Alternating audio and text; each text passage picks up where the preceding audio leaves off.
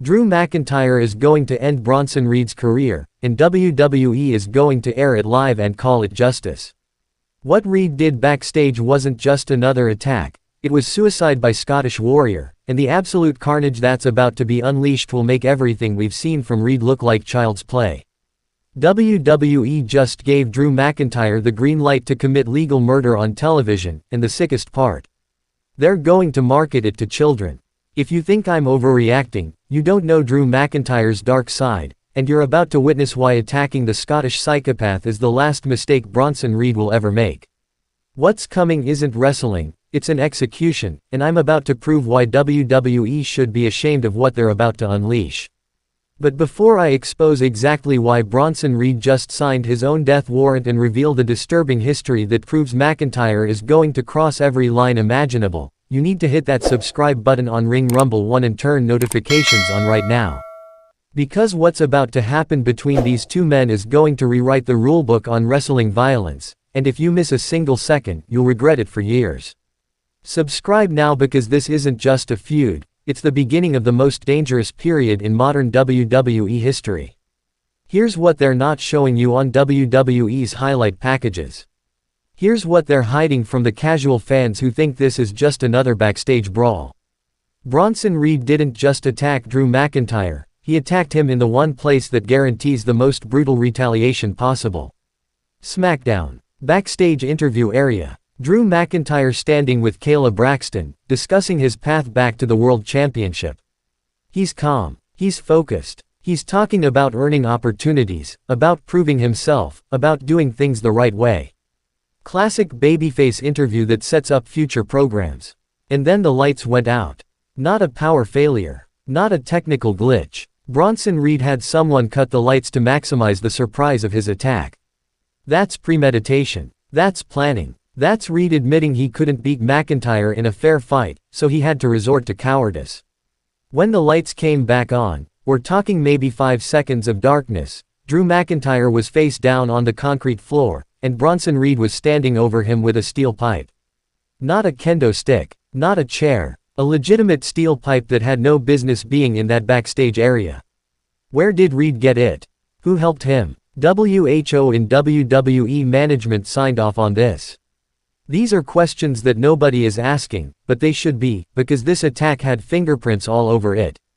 This was sanctioned chaos designed to create a feud that's going to put bodies in the hospital. Reed swung that pipe like he was trying to hit a home run. Crack, right across McIntyre's back. Drew arched in pain, and you could see the immediate welt forming across his spine. Reed swung again. Crack, across the shoulders. Again. Crack, across the ribs. 7 times. 7 full-force pipe shots before Drew could even defend himself. But here's what's terrifying. McIntyre started laughing after the 4th shot. That psychotic, unhinged laugh that signals Drew has stopped feeling pain and started feeling rage. Reed heard it. You could see the momentary hesitation in his eyes. The, "What have I done?" realization starting to creep in. But by then, it was too late to stop. Reed dropped the pipe and transitioned to fists. Pounding on McIntyre's head, his neck, his kidneys. Every shot designed for maximum damage. Every punch thrown with the intent to injure, not just to create a storyline. And the whole time, production cameras were rolling, capturing every second for WWE's content machine. McIntyre tried to fight back, of course he did, but the pipe shots had done their work.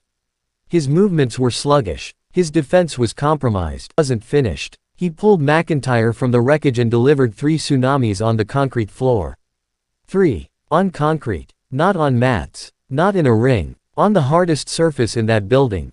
Each splash driving the air from McIntyre's lungs, each impact potentially causing internal injuries that won't show up until it's too late. Security finally arrived, 12 people, and it took all of them to pull Reed off of McIntyre. And as they dragged him away, Reed was screaming into the camera, "I'm the most dangerous man in WWE.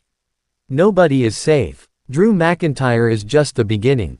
Wrong. So catastrophically, horrifyingly wrong. Because Drew McIntyre isn't the beginning of Reed's reign of terror. He's the end of Reed's career. Medical personnel rushed to McIntyre, and here's the detail that WWE buried in their coverage: Drew refused the stretcher. He refused medical attention. He pushed the trainers away, sat up, and stared directly into the camera with eyes that looked dead. Not hurt, not angry, empty, like something inside him had broken and been replaced by pure violence. He didn't say anything, didn't need to, because everyone watching knew what was coming.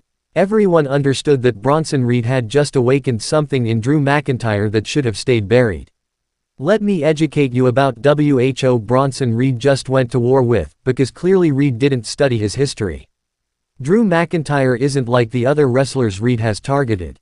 Braun Breaker is young, relatively inexperienced in hardcore warfare. But Drew has been in matches that would make Mick Foley wince. In 2020, Drew had a match with Randy Orton where Orton punted him in the skull, a move that's put people on the shelf for months, and Drew came back the next week demanding more. In 2021, he had a match with Bobby Lashley that was so brutal WWE had to edit it for Peacock because the violence exceeded their content guidelines. This is a man who's been stabbed with screwdrivers in death matches overseas. Who's been thrown through glass. Who's taken chair shots that would hospitalize normal people. And he thrives on it. Drew McIntyre doesn't just survive violence, he feeds on it. It makes him stronger. It makes him more dangerous. And Bronson Reed just gave him an all-you-can-eat buffet of justification for the most violent revenge in WWE history. Here's what's going to happen, and I want you to remember this prediction when it comes true. Drew McIntyre is going to systematically destroy every part of Bronson Reed's body. Not in one attack, over weeks, maybe months. He's going to make Reed's existence a living hell. First, he's going to take Reed's mobility. Those knees that carry 330 pounds. McIntyre is going to target them with the precision of a surgeon and the brutality of a warlord. Chop blocks. Steel steps to the knees. Figure 4 leg locks applied on the floor where there's no rope break. Reed is going to lose his ability to perform those devastating tsunamis because he won't be able to climb to the top rope. Then, he's going to take Reed's confidence. Every time Reed has a match, McIntyre will be there. Every time Reed cuts a promo, McIntyre will interrupt. Every second Reed thinks he's safe, McIntyre will shatter that illusion. Psychological warfare designed to break Reed's spirit before destroying his body is going to promote it as the must-see event of the year. They're going to sell tickets based on the promise that we'll see a man's career end in real time. They're going to market suffering as entertainment, and we're going to pay for it. Here's the part that makes me sick. WWE could have stopped this. They could have had security in place. They could have prevented Reed from getting that pipe. They could have ended the attack after 30 seconds instead of letting it go for 9 minutes. But they didn't. Because they wanted this. They needed this. They saw the dollar signs and decided that Bronson Reed's future health and Drew McIntyre's psychological well-being were acceptable sacrifices. That's not creative storytelling. That's exploitation. That's treating human beings like props in a violence simulator designed to generate revenue. And the worst part, we're going to eat it up. We're going to watch every second. We're going to make it trend on social media. We're going to create GIFs and memes and clips that give WWE free marketing for their violence. We're going to be complicit in whatever happens to these men. Let's talk about the double standard that's making me absolutely furious. When Bronson Reed attacked Braun Breaker, WWE presented it as heinous. When Reed attacked McIntyre, they're already framing it as Reed crossing the line and going too far. The message is clear, Reed is the villain for attacking people. But when Drew McIntyre retaliates, and he will retaliate with 10 times the violence Reed used, he's going to be the hero. The babyface. The fan favorite who's just getting justice. His violence will be celebrated while Reed's violence is condemned. So violence is heroic when done by the right person.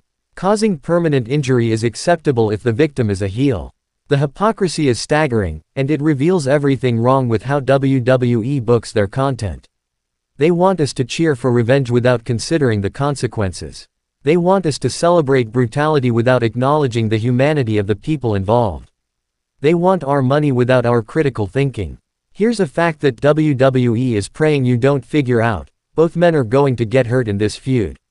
Not worked hurt, legitimately hurt. Because neither Reed nor McIntyre knows how to pull back once they're in that mode. Neither man has a safety switch when the adrenaline is pumping and the crowd is chanting. Reed's attack already injured McIntyre, we just don't know the extent yet because WWE is hiding the medical reports. And McIntyre's revenge is going to injure Reed in ways that might not heal properly. Knee injuries at 330 pounds. Those don't just get better. They become chronic issues that plague you for decades. But WWE doesn't care about decades from now. They care about the next quarter's earnings. They care about television ratings this week. They care about pay-per-view buys next month. The long-term health of their performers. That's future we's problem. Let me tell you what should happen versus what will happen. What should happen? WWE books a competitive feud where both men look strong. They have hard-hitting but safe matches, and the story is told through psychology and character work instead of legitimate violence. It's cash. And Bronson Reed attacking Drew McIntyre. That's given them the perfect excuse to push those boundaries further than ever before. Here's my challenge to you. Watch this feud unfold and ask yourself at every step whether what you're seeing is entertainment or exploitation. Ask yourself if the violence is necessary or excessive. Ask yourself if you're comfortable supporting content where people might be getting legitimately hurt for your amusement. Because if we don't start asking these questions, if we don't start demanding better from WWE, then we're telling them that anything is acceptable. That there are no lines they can't cross. That our desire for shocking content is more important than the well-being of the performers we claim to love. Bronson Reed attacked Drew McIntyre. That's the headline. But the real story is what happens next. It's about whether WWE has any remaining ethics. It's about whether we as fans have any remaining standards. It's about whether professional wrestling is going to evolve into something better or devolve into something we should be ashamed to watch. I know which direction we're heading. And it terrifies me. Drop your thoughts in the comments. Are you excited for McIntyre's revenge, or are you concerned about how far this will go? Do you think there should be limits to wrestling violence, or is anything acceptable in the name of entertainment? Tell me, because your answer reveals everything about where this business is heading. Share this video with everyone who's following this feud. Make them think before they cheer. Make them consider before they consume. Because Bronson Reed and Drew McIntyre are about to go to war, and we need to decide if that war is worth the casualties it's going to create. This is Ring Rumble 1, and we're not afraid to ask the hard questions. Subscribe, turn on notifications, and join me in holding WWE accountable for every decision they make. Because these performers deserve better than to be sacrificed on the altar of entertainment. And we, the fans, deserve better than being trained to celebrate violence without questioning the cost.